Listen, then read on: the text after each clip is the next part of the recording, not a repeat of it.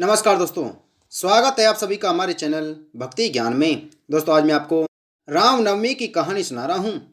एक समय त्रेता युग में दशरथ नाम के राजा राज्य करते थे, जिनके कोई भी संतान नहीं थी। एक समय महाराज दशरथ ने पुत्र प्राप्ति हेतु यज्ञ आरंभ करने की ठानी। महाराज की आज्ञा अनुसार श्याम कर्ण घोड़ा चतुरंगिनी सेना के साथ छुड़वा दिया गया।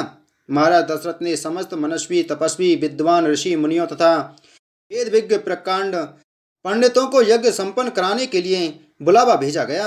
निश्चित समय आने पर समस्त अभ्यागतों के साथ महाराज दशरथ ने अपने गुरु वशिष्ठ जी तथा अपने परम मित्र अंग देश के अधिपति लोभपाद के जमाता रंग ऋषि को लेकर यज्ञ मंडप में पधारे। इस प्रकार महान यज्ञ का विधिवत शुभारंभ किया गया। संपूर्ण वातावरण वेदों की ऋचाओं के उच्च स्वर में पाठ से गूंजने तथा संविदा की सुगंध से महकने लगा। समस्त पंडितों ब्राह्मणों ऋषियों आदि को यथोचित धन दान गौ आदि भेंट करके सादर विदा करने के साथ यज्ञ की समाप्ति हुई। राजा दशरथ ने यज्ञ के प्रसाद खीर को अपने महल में ले जाकर अपनी तीनों रानियों में वितरित कर दिया। प्रसाद ग्रहण करने के परिणाम स्वरूप तीनों रानियों ने गर्भ धारण किया।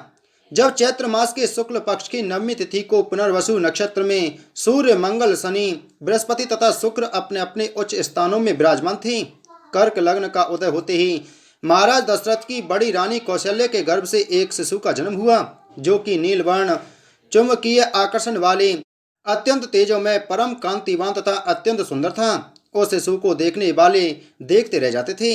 इसके पश्चात शुभ नक्षत्रों और शुभ घड़ी में महारानी कैकेयी ने एक तथा तीसरी रानी सुमित्रा के दो तेजस्वी पुत्रों का जन्म हुआ।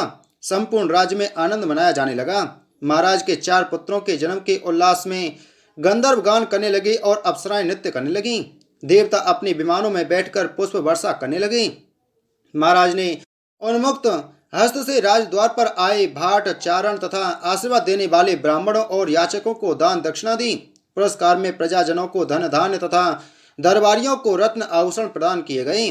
चारों पुत्रों का नामकरण संस्कार महर्षि वशिष्ठ के द्वारा किया गया तथा उनके नाम रामचंद्र भरत लक्ष्मण और शत्रुघ्न रखे गए। आयु बढ़ने के साथ ही साथ रामचंद्र गुणों में भी अपने भाइयों से आगे बढ़ने तथा प्रजा में अत्यंत लोकप्रिय होने लगे। उनमें अत्यंत विलक्षण प्रतिभा थी, जिसके परिणाम स्वरूप अल्पकाल में ही वे समस्त विषयों में पारंगत हो गए। उन्हें सभी प्रकार के अस्त्र शस्त्रों को चलाने तथा हाथी घोड़े एवं सभी प्रकार के वाहनों की सवारी में उन्हें असाधारण निपुणता प्राप्त हो गई। वे निरंतर माता पिता और गुरुजनों की सेवा में लगे रहते थे। उनका अनुसरण शेष 3 भाई भी करते थे।